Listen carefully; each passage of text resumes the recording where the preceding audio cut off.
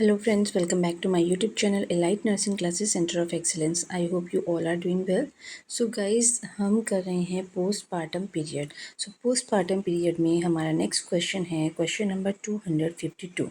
The nurse is preparing to assess the uterine fundus of a client in the immediate postpartum period. After locating the fundus, the nurse notes that the uterus feels soft and boggy. Which nursing intervention is appropriate? So question है कि nurse prepare कर रही है uterine funds को assess करने के लिए client का जो इमीडिएट पोस्टमार्टम पीरियड में है, राइट। इमीडिएट पोस्टमार्टम पीरियड है, डिलीवरी हुई है, उसके इमीडिएट बाद आप यूट्राइन फंडस को असेस कर रहे हो, उसके लिए आप प्रिपेयर कर रहे हो। आपने फंडस को लोकेट किया। After locating the fundus, nurse ने नोट किया जो यूट्रस है वो सॉफ्ट फील हो रहा है एंड वोगी फील हो रहा है, राइट। सो कौन सी इंटरवेंशन हमने इसमें यूज़ करने हैं? सो फर्स्ट ऑप्शन हमें दिया गया है एलिवेट द क्लाइंट लेग। सो अगर हम क्लाइंट की लेग्स को एलिवेट करते हैं, राइट, सो इससे कोई इफ़ेक्ट नहीं पड़ेगा इस चीज़ के लिए जो हमें बताई गई है, दैट इज़ यूट्रस क्या है, सॉफ्ट एंड बॉगी है। तो अगर हम एलिवेट करते हैं क्लाइंट की लेग्स को तो इसके लिए इस पर कोई इफ़ेक्ट नहीं पड़ेगा, राइट। सो ये आंसर इनकरेक्ट है। Second one is massage the fundus until it is firm. Yes, अगर यूट्रस कॉन्ट्रैक्टेड नहीं है तब हमारी इनिशियल इंटरवेंशन क्या होगी, हमने मसाज करना है फंडस को जब तक वो फर्म फील ना हो, राइट। लाइक जो भी क्लॉट वगैरह बने होते हैं, लाइक वो निकल जाए, उसके लिए हम करेंगे, राइट। तो हमारा क्या उसमें रोल होगा कि हमने मसाज करना है फंडस को until it is firm, right. So third one is ask the client to turn her left side, तो इसका भी कोई इफेक्ट नहीं पड़ेगा इस पर। Fourth one is push on the uterus to assist in expressing the clot. So अगर हम पुश करते हैं यूट्रस को, सो इससे क्या होगा, इससे जो है इन्वर्ट हो सकता है यूट्रस और उसकी वजह से मैसिव हेमरेज हो सकती है, right. So this option is also incorrect. So हमारा करेक्ट ऑप्शन है ऑप्शन नंबर 2।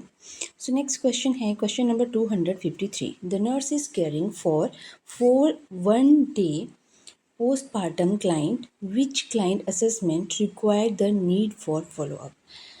अब क्वेश्चन ये है कि आप केयर कर रहे हो क्लाइंट की, क्या है क्लाइंट का, 1 day postpartum क्लाइंट है, राइट। सो कौन सी असेसमेंट के लिए फॉलोअप की हमें ज़रूरत पड़ेगी? सो फर्स्ट ऑप्शन है the client with mild after pain. So mild after pain 1 day postpartum है, तो mild after pain, so this is the normal finding, right. So ये नॉर्मल होगा। हमें बोला गया है कि कौन सी ऐसी असेसमेंट है जिसको फॉलोअप की ज़रूरत होगी। Second one is the client with a pulse rate 60 beat per minute, ये भी नॉर्मल फाइंडिंग है। Third one is the client with colostrum discharge from the broth breast, ये भी नॉर्मल फाइंडिंग है आफ्टर पोस्टमार्टम या after delivery, right, 1 day after delivery. So fourth option है the client with lochia that is red and has a foul smelling odour. अब हमें बोला गया है कि लोकिया रेड कलर का होगा और उसकी फॉल स्मेल होगी। सो लोकिया क्या है, लोकिया इज़ अ डिस्चार्ज, जो डिस्चार्ज होता है आफ्टर डिलीवरी उसको हम क्या बोलते हैं, लोकिया बोलते हैं, right. Discharge present after the birth. So 1 to 3 days में, आफ्टर डिलीवरी 1 to 3 day में जो लोकिया है उसका कलर कैसा होगा, रेड होगा और ज़्यादा डिस्चार्ज होगा, और ग्रेजुअली क्या होगा, ये डिस्चार्ज डिक्रीज़ होगा एंड इसका कलर भी चेंज होगा, राइट। सो एंड जो ओडोर है वो कैसा होगा, जो नॉर्मल लोकिया का ओडोर होगा फ्लैशी ओडोर होगा इसका, राइट, या सिमिलर ओडोर होगा लाइक मेंस्ट्रुअल का जैसे ओडोर होता है वैसे ही इसका ओडोर होगा, राइट। सो यहाँ पे हमें क्वेश्चन में बोला गया है कि foul smelling. So foul smelling indicate infection. Foul smelling है या प्लूरेंट स्मेलिंग है, तो वो क्या इंडिकेट कर रही है? इन्फेक्शन इंडिकेट कर रही है। सो अगर ये चीज़ हमें पेशेंट बता रहा है, दैट मीन्स उसको फॉलोअप की ज़रूरत है, right? So correct option is option number 4. So next question is question number 254. When performing a postpartum assessment on a client, the nurse note the presence of clot in the lochia. The nurse examine the clot and note that they are larger than 1 centimeter. Which nursing action is appropriate? So question है कि जब perform किया गया postmortem assessment client का, nurse ने note किया कि clot lochia में क्लॉट प्रेजेंट है, और जब एग्जामिन किया गया क्लॉट को और नोट किया गया कि जो क्लॉट है that is larger than 1 centimetre, so उस टाइम पे आपका मोस्ट अप्रोप्रिएट एक्शन क्या होगा, राइट? लोकिया डिस्चार्ज हो रहा है, सो लोकिया डिस्चार्ज को जब आपने नोट डाउन किया तो आपने देखा वहाँ पे क्लॉट जो है वहाँ से डिस्चार्ज हो रहे हैं। जो क्लॉट है वो 1 सेंटीमीटर से भी ज़्यादा बड़ा है उसका डायमीटर। सो उस टाइम पे आपकी इंटरवेंशन क्या होगी? So after delivery lochia discharge होगा, राइट? जैसे मैंने आपको प्रीवियस क्वेश्चन में बताया है कि लोकिया रेड कलर का होगा एंड 1 to 3 डेज तक उसका कलर रेड होगा, राइट? सो उसका अमाउंट धीरे धीरे क्या होता रहेगा? डिक्रीज होता रहेगा। सो नॉर्मली क्या होता है, जो फ्यू स्मॉल क्लॉट्स हम देखते हैं लोकिया में स्टार्टिंग के 1 और 2 डेज़ में, राइट? सो बट अगर क्लॉट मोर देन 1 सेंटीमीटर है, जैसे हमें क्वेश्चन में बताया गया है लार्जर देन 1 सेंटीमीटर, तो ये एक एबनॉर्मल फाइंडिंग है, राइट? सो ये किसकी वजह से हो सकता है? यूट्राइन अटॉर्नी की वजह से हो सकता है, या रिटेन प्लेसेंटल फ्रेगमेंट्स की वजह से हो सकता है। सो हमें इसको डिटरमिन करने की ज़रूरत है, इसको ट्रीट करने की ज़रूरत है कि फर्दर ब्लड लॉस ना हो, राइट? सो इस चीज़ को हमने क्या करना है? इमीडिएटली इन्फॉर्म करना है to the health care provider. तो चलते हैं ऑप्शन में फर्स्ट ऑप्शन हमें बताया गया है document the finding. So findings को डॉक्यूमेंट तो करेंगे, बट हमें बोला गया है मोस्ट अप्रोप्रिएट, तो ये हम बाद में करेंगे, right? Notify the obstetrician, yes हमने ऑब्स्टेट्रिशियन को नोटिफाई करना है। And reassess the client in two hours, reassess की यहाँ पे ज़रूरत नहीं है। Increase oral fluid for intake for fluid, वो तो हम नॉर्मल बोलेंगे ही पेशेंट को, राइट? बट इस सिचुएशन पे हमारा इमीडिएट एक्शन क्या होगा कि हमने ऑब्स्टेट्रिशियन को इन्फॉर्म करना है, राइट? सो नेक्स्ट क्वेश्चन है question number 255. The nurse is monitoring the amount of local drainage in a client who is 2 hours postpartum and note that the client has saturated perineal pad in 15 minutes. How should the nurse respond to this finding? So question है कि nurse monitor कर रही है amount of lochia drainage, right? Lochia drainage हो रही है client से, right? तो उसको आप मॉनिटर कर रहे हो, और क्लाइंट ने अभी 2 आवर पहले ही डिलीवर किया है बेबी, राइट? सो आपने वहाँ पे क्या नोट किया कि जो सैचुरेटेड पेरिनियल पैड है वो 15 मिनट में 15 मिनट क्लाइंट ने सैचुरेटेड पेरिनियल पैड कितने मिनट में हो गया है? 15 मिनट में, राइट? सो उस जो ये सैचुरेटेड पेरिनियल पैड जो 15 मिनट में हुआ है, उसको इस फाइंडिंग को आप कैसे इंटरप्रेट करोगे, और इसके लिए आप कैसे इस फाइंडिंग के लिए आप इनिशियल एक्शन क्या लोगे, राइट? कि आप क्या रिस्पॉन्ड करोगे इस फाइंडिंग के लिए, right? So lochia discharge from the uterus in the postmortem period, इसमें क्या क्या होता है? लाइक इसमें vessels of the placental side and debris from the decidua, right? तो उसके वजह से क्या है, वो ब्लीडिंग होती है, राइट? जो भी डिस्चार्ज होता है वो उसकी वजह से हो रहा है। सो उसके लिए हम लाइक अगर एक्सेसिव ब्लीडिंग है, अगर 15 मिनट में मैं इसको आपको बता देती हूँ कि अगर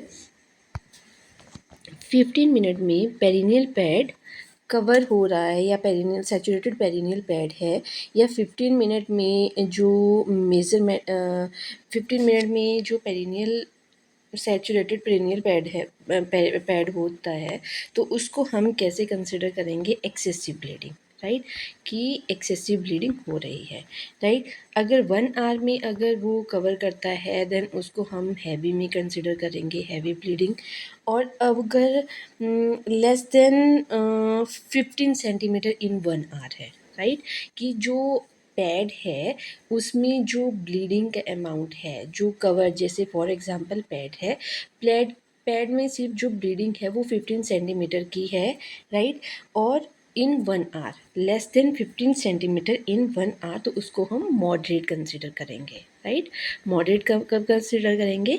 जब less than 15 centimetre pad cover होगा with the bleeding and 1 hour में, राइट। सो इसको हम मॉडरेट ब्लीडिंग बोलेंगे। और इसमें और क्या आता है हमारा, light bleeding. So light bleeding हम कब बोलेंगे? जब 1 आवर में less than 10 centimetre pad cover होगा, राइट। उसको क्या बोलेंगे हम? लाइट, राइट, कि लाइट ब्लीडिंग हो रही है।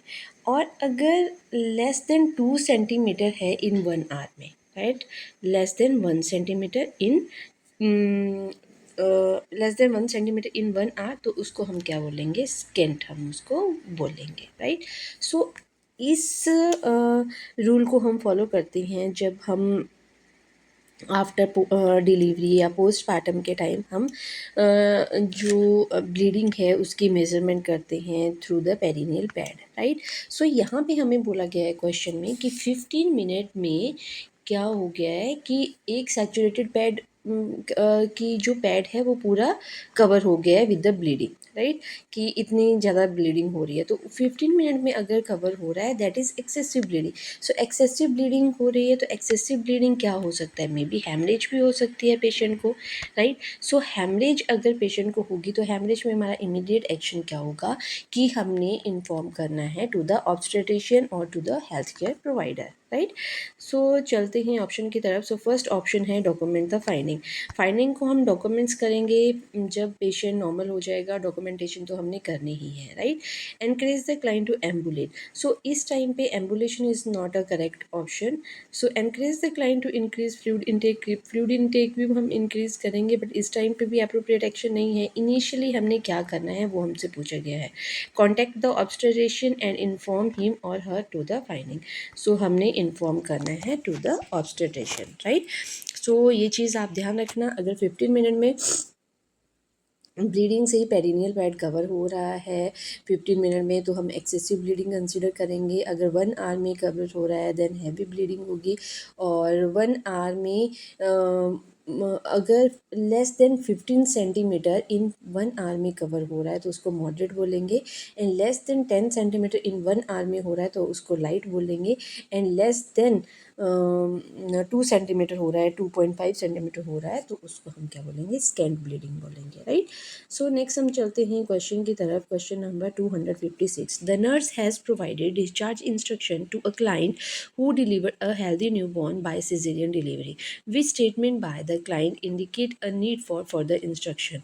अब आप डिस्चार्ज इंस्ट्रक्शन प्रोवाइड कर रहे हो क्लाइंट को जिसने सिजेरियन डिलीवरी हुई है, राइट। सिजेरियन डिलीवरी के तो उसने हेल्दी न्यूबॉर्न को डिलीवर्ड किया है। सो कौन सी स्टेटमेंट क्लाइंट अगर दे रहा है जिससे हमें लगेगा कि क्लाइंट को फिर से टीचिंग की ज़रूरत है। सो फर्स्ट ऑप्शन है I will begin abdominal exercise immediately. So caesarean delivery में क्या होता है? इंसिजन किसके थ्रू होता है? एब्डोमेन के थ्रू होता है।